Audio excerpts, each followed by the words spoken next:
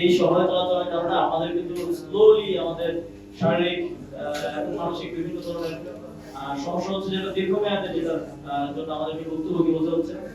এটা থেকে বিশেষ নজর প্রয়োজন। কিন্তু আমরা দুঃখের সাথে বলতে হয় যে আমরা এখন সিটি কর্পোরেশনের প্রশাসকরা আছেন, তাদেরকে আমরা শুধু দেখি যে তারা বিভিন্ন জায়গায় যাচ্ছেন এবং বলছেন যে আমাদেরকে ভোট দিলে আমরা পরিবেশের জন্য এই করবো ওই করবো। আপনি তো ভাই এখন প্রশাসনে বসে আছেন, আপনাকে ভোট দিলে তো এখন করতে কি দোষ? এখন কি কেউ আপনাকে হাতটা ধরে রাখছে যে এখন কিছু করেন না? নির্বাচন কবে হবে আমরা জানি না।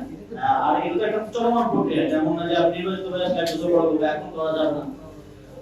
এবং আমরা দেখেছি যে এবার যে ঈদুল আজহা ছিল, ঢাকা শহরে কি পরিস্থিতি করা হয়েছে।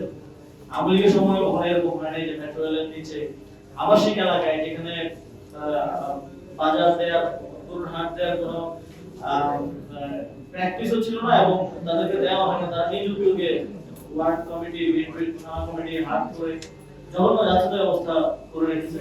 পাঞ্জাবের জগতে একটি বিশ্বস্ত নাম, শাবাব এথনিক ওয়্যার। তো আমরা এই পরিবেশের চ্যালেঞ্জটাকে আরো খারাপের দিকে যাচ্ছে বলে দেখতে পাচ্ছি, কারণ এই সরকারের মধ্যে এটা নিয়ে মাথা ব্যথা আমরা আসলে সেভাবে দেখি নাই। আমার হচ্ছে পরিবেশ মন্ত্রণালয়ে এখন একজন কর্পোরেট বিজনেসম্যান আছে, যার নিজস্ব অনেকগুলো প্রজেক্ট, অনেকগুলো ইন্ডাস্ট্রি সেটআপের জায়গায় এই পরিবেশ নিয়ে বিতর্ক আছে এবং সেগুলো কিন্তু বন্ধ হয়ে আছে। আপনারা জানেন কিনা যে বোর্ডে আবেদন করে তার অনেকগুলো ইন্ডাস্ট্রি সেটআপ, যেখানে বনাঞ্চল ধ্বংস করে বা আমাদের বায়োডাইভার্সিটি ধ্বংস করে ইন্ডাস্ট্রি করার উদ্যোগ তিনি নিয়েছিলেন, সেগুলোকে বোর্ডের রায়ে বন্ধ করা অবস্থায় এখন আছে। তিনি আমাদের পরিবেশ মন্ত্রী, আমাদের পরিবেশের কি অবস্থা হবে আগামী 5 বছরে এটা এখান থেকে অনুমান করা যায়। এবং সরকারের পলিসির মধ্যে এটা কোনো প্রায়োরিটির মধ্যে নাই। সরকার হয়তো কিছু বিবেক বা কিছু বক্তব্য, কিছু কর্মসূচি, এই যে 25টি বৃক্ষরোপণ করবো, বাট একটা ওভারঅল প্ল্যানের মধ্যে কিন্তু পরিবেশকে আপনাকে ফেলতে হবে, দেখতে হবে পরিবেশ এবং জলবায়ু এইটা আরো বড় পলিসিগত জায়গা থেকে 5 বছরের নয়, একটা লং টার্ম প্ল্যান এন্ড এক্সিকিউশনের ব্যাপার আছে, মনোযোগের ব্যাপার আছে।